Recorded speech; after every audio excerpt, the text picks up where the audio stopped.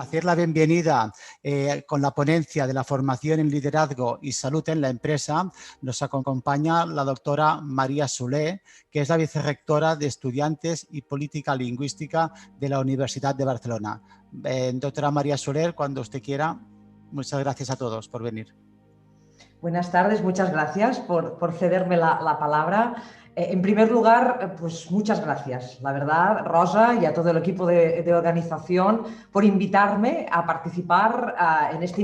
interesantísimo encuentro. Es un verdadero placer compartir con todos, con todas vosotras, este espacio de reflexión sobre salud, sobre bienestar y sobre empresa, que a pesar de su formato virtual mantiene sin duda la calidez de la conversación sosegada, tan poco habitual en estos tiempos que corren, necesaria para los objetivos de desarrollo sostenible y para la transformación de nuestra sociedad. Sé que me habéis invitado y de hecho estoy aquí en calidad de vicerrectora de Estudiantes y Política Lingüística de la Universidad de Barcelona, cosa que os agradezco, pero permitirme que tome la palabra también como mujer comprometida que a lo largo de su trayectoria ha asumido otras varias responsabilidades más allá del mundo académico.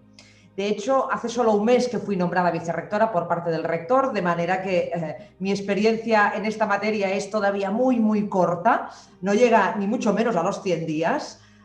pero en cambio he ejercido durante 8 años como alcaldesa del Ayuntamiento de Abrera, como vicepresidenta del Consell Comarcal del Baix Llobregat y como consejera de las mujeres de dicha institución. Es aquí donde recuerdo con especial cariño algo que se parece en temática a lo que estamos haciendo hoy, que es la organización del Congrés de las Dones del Baix Llobregat, y creo que alguna de vosotras incluso participasteis en él, en el que dábamos entonces y continuamos dando ahora la palabra a las mujeres sobre los grandes retos de nuestra sociedad, de nuestro presente. Especialmente interesante fue el congreso, recuerdo, del año 2014 y que le va muy al dedo a esta ponencia, que bajo el título Las mujeres como agentes de cambio social y económico nos permitió ahondar en múltiples problemáticas vinculadas a la igualdad y a la visibilización de la mujer, lo que hoy llamamos el empoderamiento de la mujer en el mundo laboral y profesional. Y dimos voz, como desde hace 14 ediciones hacéis vosotras también, a mujeres emprendedoras y con cargos de lideraje y de dirección. Aquel encuentro nos permitió llegar a un consenso claro sobre la necesidad de apostar por algo que desde la universidad, desde IL3, sabemos hacer bien, que es la formación, la importancia de la formación como garantía de futuro en los cuadros directivos de nuestras empresas y también de nuestras instituciones públicas. Sin duda, la formación en emprendeduría y liderazgo es esencial y la universidad juega un papel decisivo en este proceso para que nuestros jóvenes tengan esas competencias necesarias, esos nuevos conocimientos y sepan aprovechar sus talentos y capacidades con la inteligencia que supone afrontar los retos de nuestra sociedad. Todo ello desde la perspectiva de la igualdad de oportunidades, para que ser mujer no siga impidiendo o no impida nunca más llegar a ningún sitio. Debemos formar mujeres preparadas, capaces de superar los techos de cristal, capaces de liderar su propio proyecto empresarial, su propio proyecto de lideraje. Debemos dotar a las nuevas generaciones de la formación necesaria en cooperación, en socialización, en lideraje flexible, y esto no son solamente palabras, en transformación digital, tan necesaria en estos tiempos que corren, en igualdad y en centralidad de la persona en la toma de decisiones. Todos estos valores, por cierto, muy femeninos, favorecen que las mujeres puedan llegar más fácilmente a los puestos de decisión y mantenerse en ellos, y que conciliar la vida profesional, personal y familiar no sea una tarea casi absolutamente imposible. Sarah Bell, que antes ha hablado, lo describe extraordinariamente bien desde su pluma e inteligencia en su libro Directivas y Empresarias, Mujeres rompiendo el techo de cristal, cuando explica que históricamente, yo soy medievalista de formación, pero ella explica y lo razona extraordinariamente bien, dice, históricamente el rol de líder se ha ejercido desde una posición de poder autocrática. Las empresas tradicionales con predominio masculino han impuesto un estilo competitivo y agresivo en el ejercicio del liderazgo. Y las mujeres no han tenido más opción que adaptarse a este sistema para no quedar marginadas en el acceso y permanencia en el liderazgo y en la dirección. Varios estudios denuncian esta situación y reivindican una forma diferente de liderar, que se aleja del modelo autoritario y apuesta por un sistema menos jerarquizado y por el trabajo en equipo. Antes lo decía la doctora Bisba, la importancia del trabajo en equipo, que fomenta el diálogo, la comunicación, la intuición, la capacidad de comprensión y la promoción, sobre todo la promoción de las redes de conexión.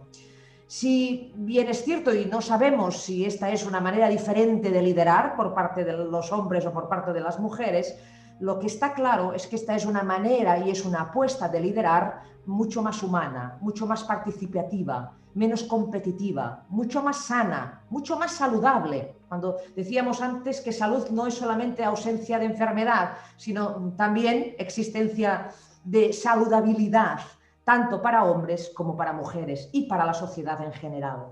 Por todo ello, me atrevo a deciros que uno de los objetivos de la universidad tiene que ser precisamente el de ofrecer a nuestros estudiantes oportunidades de desarrollo, de formación en sus talentos, para que puedan convertirse en líderes, tanto hombres como mujeres, pero en líderes dentro de sus respectivos ámbitos de competencia y con este nuevo modelo, con esta forma nueva de liderar. Debemos además apostar por liderajes maduros, propios del siglo XXI, vinculados a los Objetivos de Desarrollo Sostenible, los ODS de la Agenda 2030, que hacen especial hincapié en los ámbitos de la salud, del bienestar o de la igualdad de género, temáticas sobre las que reflexionaremos durante todo el día de hoy en este congreso. Solo en este contexto seremos capaces de promover los denominados liderajes saludables, que tengan en cuenta los conceptos de salud, bienestar corporativo e integración de género. Debemos trabajar para que nuestros liderajes sean cada vez más sostenibles, más saludables, mejores, para las mujeres, pero también para los hombres y para el conjunto de las empresas y organismos públicos de este país. Desde mi experiencia puedo explicaros, aunque yo creo que no aporto ninguna novedad, que asumir responsabilidades y, por lo tanto, cuotas de liderazgo continúa suponiendo muchas renuncias para las mujeres, tensiones familiares, jornadas interminables, poco descanso, dificultad, en mi caso imposibilidad casi, de conciliación familiar. Todo eso somatizado a través de múltiples problemas de salud, que son la materialización de las tensiones laborales, familiares, personales, de una vida repleta de responsabilidades. Pequeños o grandes problemas de salud, achaques, algunos de ellos, vinculados con el entorno laboral y la empresa, estos dolores de espalda, esas dificultades de visión, derivadas de las larguísimas horas de teletrabajo, por ejemplo, la sensación de agobio, esos miedos, estas situaciones que conocemos todas, y que en un momento tan sensible como el que estamos viviendo no deberían pasar desapercibidos. Hoy más que nunca somos conscientes de la importancia de las cosas pequeñas, de los besos, de los abrazos, de las sonrisas hoy invisibles a causa de las mascarillas, y de la necesidad de tener y preservar la salud, el bienestar y el desarrollo sostenible de nuestras vidas. Porque salud, como decía antes Laura Martínez, salud no es solo falta de enfermedad, sino que también debe suponer bienestar. Termino por donde he empezado. En primer lugar, dándoos las gracias por haberme invitado, por estar aquí, por escucharme, por permitirme darme la oportunidad de compartir con todas vosotras este necesario espacio de reflexión. Recordándoos, yo que soy medievalista de formación, os decía antes,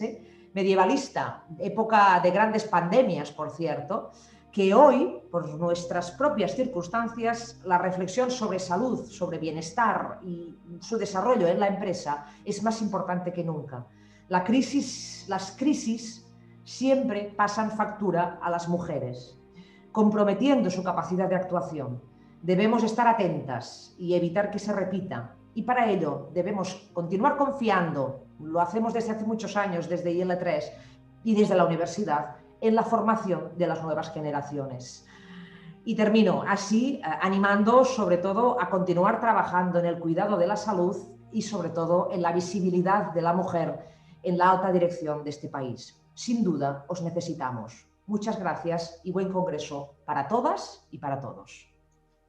Gracias, doctora Soler. Un placer y agradecidas de tus palabras. Esperamos seguir trabajando en esta línea y dando visibilidad a la mujer.